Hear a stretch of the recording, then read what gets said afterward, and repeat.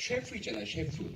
요리의 네. 전문가들이 훈련과 단련 혹은 뭐 타고난 천재적 요리사라면 잘못된 냄새를 맡을 수밖에 없잖아요. 그렇죠. 무언가 조미료를 넣었다든지 넣어서는 안 될 재료를 넣었다 그러면 다른 사람은 몰라도 이분한테 딱 걸려버리죠. 이 사람은 그걸 모른 척하고 넘어가야 할 그런, 예를 들어 예의를 차려야 할 그런 자리라도 혹시 뭐 여성 셰프라면 자신의 시아버지가 앞에 있는데 자기도 모르게 그분이 기분 나빠할 그런 포착한 냄새를 얘기해야 된다든지. 그래서 에르큐 포아로는 그런 거죠. 세상이 모두가 제자리에 있고 질서가 잡혀져야 하는데 무엇인가가 거기서 어긋난 게 발견되면 이 사람은 견디지 못하는 거예요. 그렇죠. 이 계란의 크기까지도. 그렇죠. 네. 그리고 그것이 그에게는 사건을 해결할 수 있는 또 능력이기도 하고요. 그렇죠. 무엇인가 범죄가 벌어졌을 때에는 무엇인가 원래 있어야 할 자리에 없거나 없어야 할 것이 있는 그러한 질서의 파괴 현상을 이 사람은 본능적으로 그리고 아주 천재적 포착을 해내고 남들은 보지 못하는 것을 거기서부터 이제 사건 해결을 해나가는 거니까요. 그래서 그 독특한 캐릭터가 가지고 있는 괴차성, 개똥을 밟는 것조차도 오른쪽만 밟으면 안 되고 왼쪽 밟아야 된다는 거, 그렇게 나타난 거죠. 하지만 이 영화 속에서는 실제로 사람이 살아가는 데 있어서 아주 분명한 맞는 것, 그리고 분명히 옳은 것, 틀린 것들이 있는 것이 아니라 진짜 그 중간지대에 무언가가 있다라는 것에 대해서 이 사람이 깨닫는 의미로 보자면 어떻게 보면 에르큐 포아로의 어떤 성장 같은 느낌이 드는 그런 영화기도 했었던 것 같고, 그것이 영화의 톤을 단순히 그냥 누가 범이니까 하는 부분이 아닌 다른 방식으로 왜 이 사건이 일어나게 됐고 어떻게 이 사건이 벌어지게 됐는지의 그 과정을 조금 우리 모두에게 이제 목격하게끔 하고 생각하게끔 한다는 점이 굉장히 다른 지점이 아닐까라는 생각이 들었어요. 그렇죠. 그러니까 어떻게 본다면 추리의 묘미는 결론을 모르는 거잖아요. 그렇죠. 예, 나도 탐정이 되어서 작가나 감독과 대결을 하는 거죠. 내가 언제쯤 범인을 맞추나. 네. 예, 근데 이미 우리 세상은 그럴 수 없게 만들어져 버렸어요.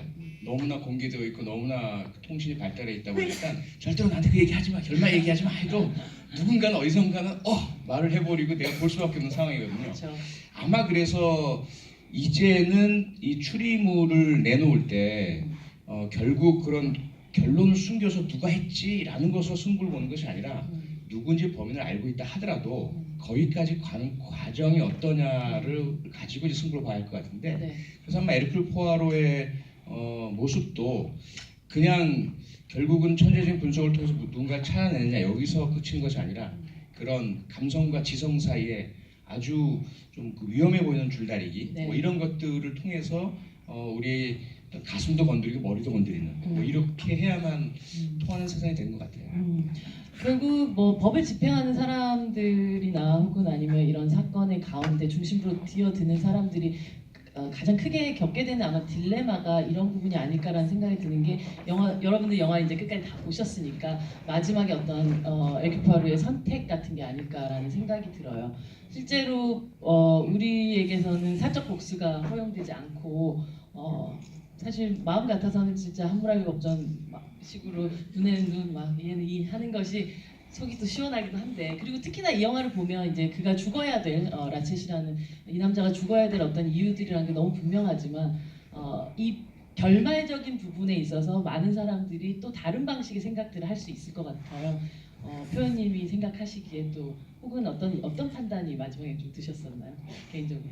말씀하신 것처럼 제일 큰 딜레마죠. 또 숙제이기도 하고 저희들한테는 지금 당장도 우리가 벌어지고 있잖아요. 조두순 국민 50만 명 이상이 청원하셔가지고 조두순을 절대로 교도소에서 못 나오게 해라. 그렇죠. 네. 가능하다면 차라리 죽여달라, 사형시켜달라. 그렇죠. 이게 우리들의 순수한 어떤 뭐랄까 그 피해자를 생각하는 그렇죠. 그리고 그의 범죄 행위에 대한 정의의 어떤 발로에서 나오는 말씀이시겠지만 정의가 무엇인가라는 생각이 그렇죠, 듣죠. 네. 그렇죠. 근데 우리는 그렇게 못 하거든요.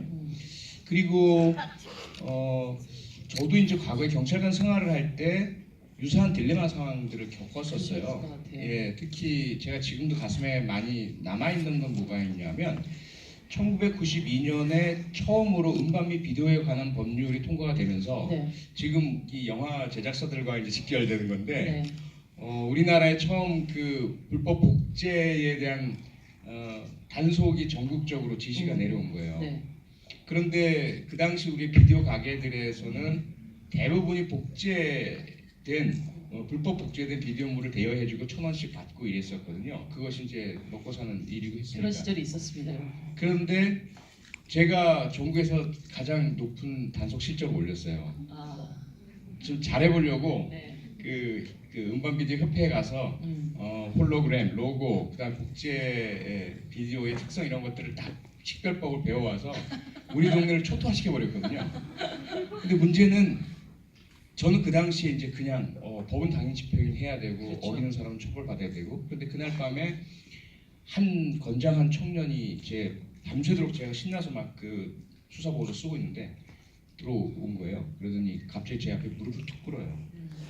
옆에 있는 다른 경찰서에 있는 순경인데 자기 형님이 기업에 다니다가 도저히 더 이상 못하겠다라고 퇴직을 하시고 퇴직금을 모아서 비디오 가게를 차렸는데 시작한 지 딱 얼마 되지도 않았는데 바로 저한테 걸렸다는 거죠. 그리고 그분은 뭐가 진품인지 뭐가 복제품인지도 모르는 상태에서 중개 그 배달하는 그분이 와서 이거 다 놓으면 됩니다라고 했었는데 실제 범죄자가 된 것이고 그렇죠. 그것으로 그냥 그 처벌받는 게 문제가 아니라 영업 정지가 병거가 되니까 완전히 쫄딱 망하게 생긴 거죠. 그런데 그 당시에 저는 피도 눈물도 없는 그냥 그리고 그럴 권한도 없어요 경찰관에게. 네. 그래서 법은 법이니까. 법은 법이니까. 네. 그러니까 결국 이제 그런 딜레마들이 레미제라블 속의 자베르 경감에게도 있고요. 그렇죠. 장발장을 눈앞에 두고 분명히 내가 검거해야 할 도주범 수배범인데 그와 함께 그동안 지내오면서 그의 인간성도 봤고 그가 얼마나 많은 역할도 하고 이 혁명의 시대 더 커다란 악이 있는데 이 사람을 내가 체포해야 되느냐. 결국은 에르클 포아로가 총을 주고 당신들이 살 수 있는 길은 하나밖에 없다. 나는 거짓말 못한다.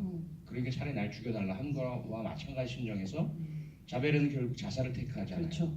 예, 그런 딜레마 상황은 늘 우리들에게 있는 것 같아요. 그렇기 때문에 이 영화가 사실은 추리물의 외피를 두르고 있지만 실질적으로 아주 서글픈 어떤 부분들을 가지고 있고 결국 아마도 뭐 이 영화가 누가 그런 범인이야라는 것이 스포일러라면 한 80년 전의 스포일러는 다 뿌려진 셈이니까 영화를 좀 추리물로 봤었을 땐 좀 뭐랄까 싱겁지 않아? 라고 생각하면서 보실 수도 있을 것 같고 하지만 어쩌면 이 영화의 만드는 목적 자체의 방점은 이 드라마 인간이 이럴 수도 없고 저럴 수도 없는 어떤 이 딜레마 속에 빠지게 된 어떤 인간들에 대한 이야기가 아닐까 하는 생각이 들어요. 그렇죠. 그리고 아시겠지만